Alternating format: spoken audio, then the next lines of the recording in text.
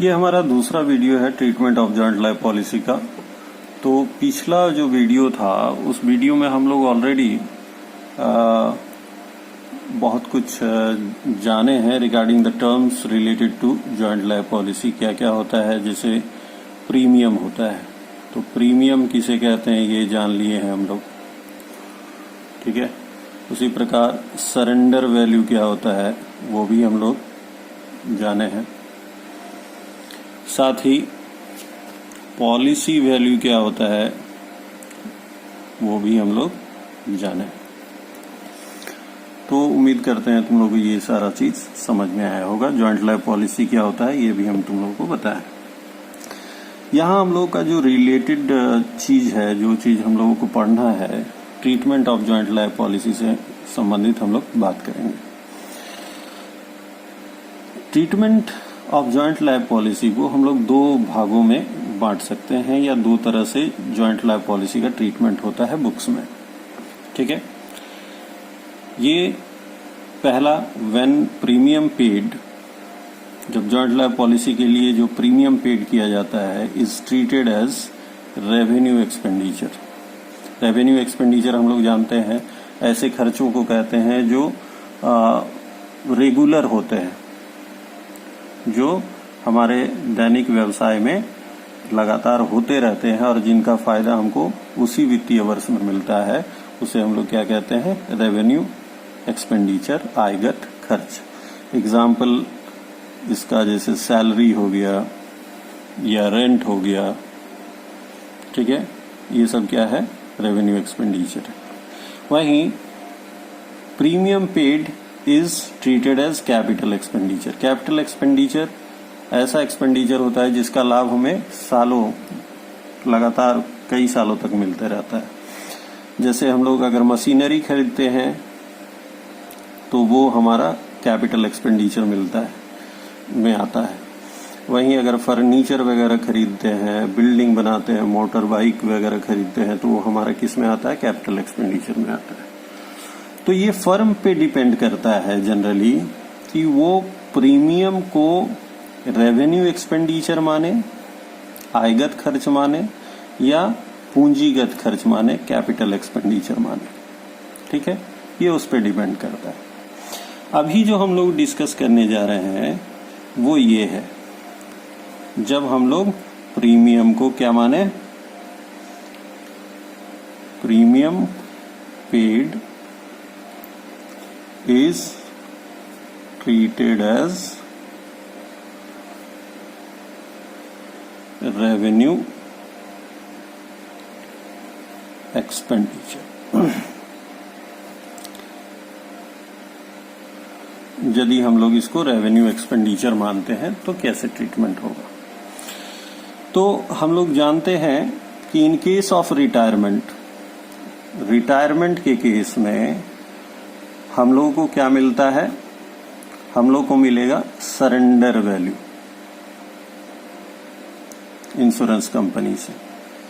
Insurance company से policy का value, policy का जो रकम होता है, सपोज कोई इंश्योरेंस करवाया है 2 लाख रुपया का, तो वो 2 लाख रुपया का जो इंश्योरेंस है वो दो ही कंडीशन में मिल सकता है। एक, कोई पार्टनर का डेथ हो जाए, ठीक है।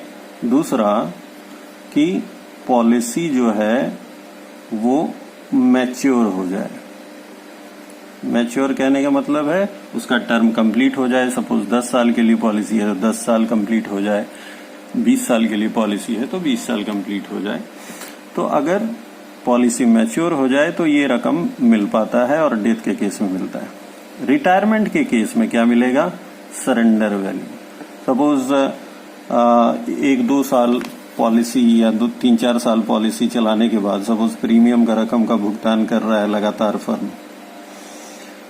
सपोज 10,000 करके फर्म प्रीमियम का भुगतान किए जा रहा है, और अचानक 4 साल का पेमेंट करने के बाद फर्म ये डिसाइड करता है कि हम लोग अब इस पॉलिसी को नहीं चलाएंगे, तो क्या मिलेगा उस समय, सरेंडर वैल्यू। और सरेंडर वैल्यू हम बताए थे पिछले वीडियो में कि इंश्योरेंस कंपनी का एक टेबल बना हुआ होता है।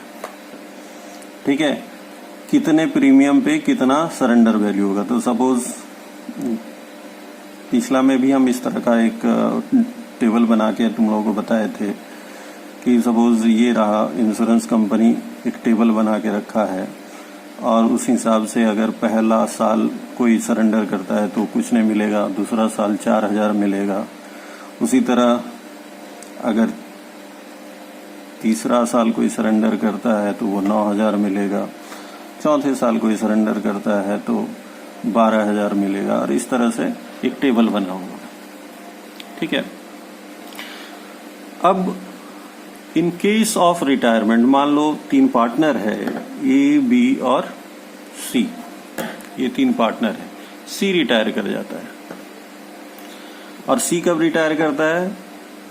ये 5वें साल के शुरू में, at the beginning of 5th year.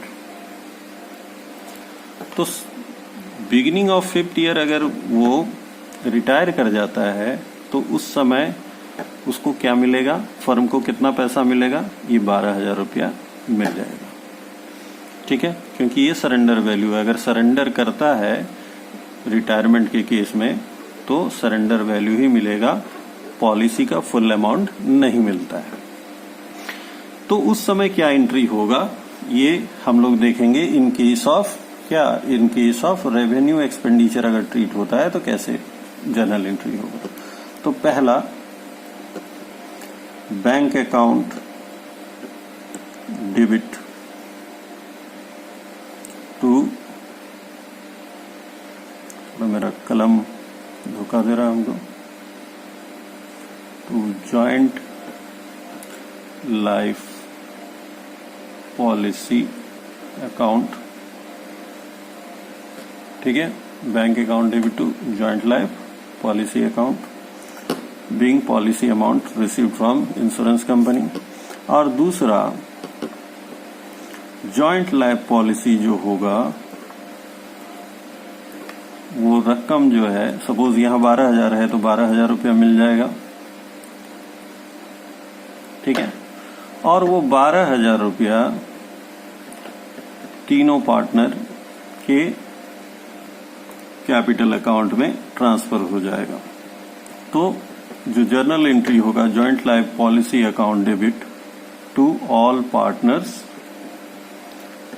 Capital account being joint life policy transfer to all partners capital account. और किस रेशियो में होगा? तो प्रॉफिट शेयरिंग रेशियो।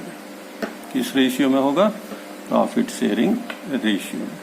यहां पे जैसे कि इस केस में 3 पार्टनर है तो joint life policy account debit to A's capital account to B's capital account to C's capital account. तो ये दोनों एंट्री होता है हमारा in case it is treated as revenue expenditure. एक तीसरा एंट्री भी होता है, वो है राइट ऑफ करने का, जॉइंट लाइफ पॉलिसी को राइट ऑफ करने का। अगर क्वेश्चन में इस एंट्री से क्या होता है, ये जॉइंट लाइफ पॉलिसी के एंट्री से क्या होता है, joint life policy to all partners capital account, ये बैलेंस शीट में दिखने लगता है। ये joint life policy as an asset balance sheet में दिखने लगता है। तो अगर पार्टनर चाहे तो इस जॉइंट लाइफ पॉलिसी का रकम को राइट ऑफ किया जा सकता है। अगर रिमेनिंग पार्टनर चाहे, रिमेनिंग पार्टनर कौन कौन हो गए इस केस में? इस केस में जैसे कि ए, बी, सी 3 पार्टनर था, सी रिटायर कर गया तो बचा कौन? ए और बी। तो अगर नया फर्म के जो अधिकारी हैं, जो शेष रह गए हैं ए और बी, अगर वो चाहें तो ये जॉइंट लाइफ पॉलिसी का जो रकम है जिसको अब बैलेंस शीट में वो दिखने लगा है उसको राइट ऑफ कर सकते हैं। और राइट ऑफ करने का एंट्री क्या है? तो remaining partners capital account debit, remaining partners capital account sorry debit to joint life policy account. और ये किस रेशियो में होगा, तो न्यू रेशियो में होगा, न्यू रेशियो में। ठीक है, तो ये राइट ऑफ करने का एंट्री है रिमेनिंग पार्टनर्स कैपिटल अकाउंट। जैसे यहाँ पे कौन कौन बच गए, तो बी और ए और बी बच गए, तो A is capital account debit B is capital account to joint life policy account. इसके अलावा भी एक और ट्रीटमेंट होता है जॉइंट लाइफ पॉलिसी का, वो क्या है उसको समझ लेते हैं। सपोज यहाँ पे ए बी सी 3 पार्टनर है और सी रिटायर कर गया, और ए और बी जो हैं उसको पेमेंट करेंगे अब, क्योंकि सी का जो भी उत्तराधिकारी होगा, वो एग्जीक्यूटर जो होगा, वो तो चाहेगा कि भाई हम ए और बी से बोलेगा कि भाई हमको सी का जितना भी रकम है वो भुगतान कर दीजिए। सी के एग्जीक्यूटर का तो जरूरत नहीं पड़ेगा यहाँ पे, क्योंकि ऑलरेडी सी जिंदा है। लेकिन डेथ के केस में इस तरह से एग्जीक्यूटर का रोल आ जाता है। तो अगर सी रिटायर करता है, in case of retirement, sorry हम रिटायरमेंट तक स्टिक करें तो ज्यादा अच्छा है। तो इन केस ऑफ रिटायरमेंट सी तो चल जा रहा है, तो ए और बी को पेमेंट करना होगा। लेकिन अगर ए और बी ये चाहें कि हम जॉइंट लाइफ पॉलिसी को कंटिन्यू करें, ठीक है, जॉइंट लाइफ पॉलिसी को अगर वो कंटिन्यू करना चाहते हैं तो वो कर सकते हैं सी के रिटायरमेंट के बाद भी। उस समय क्या करना होगा, उस समय जो भी रिटायरमेंट का रकम है, रिटायरमेंट में जो भी जॉइंट लाइफ पॉलिसी का जो रकम मिल रहा है, कितना रकम मिल रहा है, तो 12,000 रुपया मिल रहा है। इसमें सी का शेयर को निकाल लेंगे, सी को कितना मिलना चाहिए, और सी को पेमेंट कौन कर देगा, जो बचे हुए पार्टनर है ए और बी। ऐसा कब होता है, एक बार और हम बता दें, ऐसा तब होता है जब जो रिमेनिंग पार्टनर है, जो शेष बचे हुए पार्टनर है, वो ये तय करें कि हम लोग जॉइंट लाइफ पॉलिसी को कंटिन्यू करेंगे सी के जाने के बाद भी।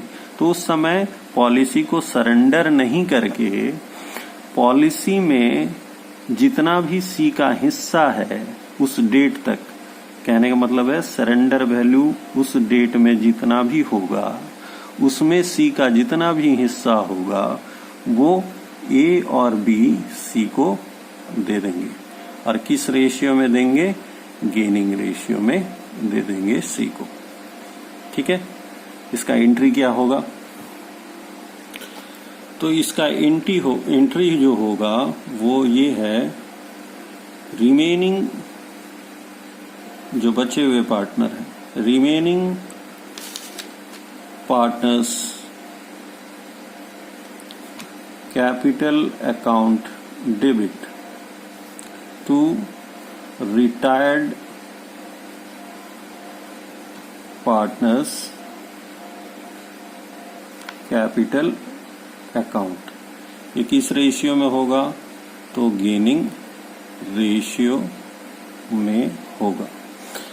इस उदाहरण को अगर ले लें, सपोज यहाँ पे ए बी सी 3 पार्टनर था, सरेंडर वैल्यू जो था उस समय कितना था, 12,000। प्रॉफिट शेयरिंग रेशियो सपोज 5:3:2 था। तो सबसे पहले सी का जो है हिस्सा निकाल लेंगे 12,000 में, तो सी का शेयर क्या हो जाएगा, सी का शेयर हो जाएगा 12,000 गुने 2/10। ठीक है, तो इसका शेयर क्या हो गया, 2400। ठीक है, और ये 2400 रुपया का जो रकम है ए और बी सी को पेमेंट करेगा। तो एंट्री क्या हो जाएगा उस समय, जस्ट बताया वे remaining partners capital account debit to retired partner. Remaining कौन कौन है, तो एक है, तो ए इज कैपिटल अकाउंट को डेबिट कर देंगे, बी का कैपिटल अकाउंट को डेबिट कर देंगे, और टू सीज कैपिटल अकाउंट। और ये 2400 रुपया इसको मिलेगा ए और बी से, कैसे मिलेगा, इन द रेशियो ऑफ 5:3। इसका मतलब है कितना मिल जाएगा, ये दे देगा 1500 रुपया और ये दे देगा 900 रुपया। ठीक है, तो इस तरह से भी हम लोगों का ट्रीटमेंट हो सकता है अगर जो रिमेनिंग बचे हुए पार्टनर हैं ये तय करें कि हम जॉइंट लाइफ पॉलिसी को कंटिन्यू करेंगे और जो रिटायर्ड पार्टनर है उसको सरेंडर वैल्यू का हिस्सा अपने पूंजी से दे देंगे। तो ये हुआ when joint life policy is treated as revenue expenditure. ठीक है।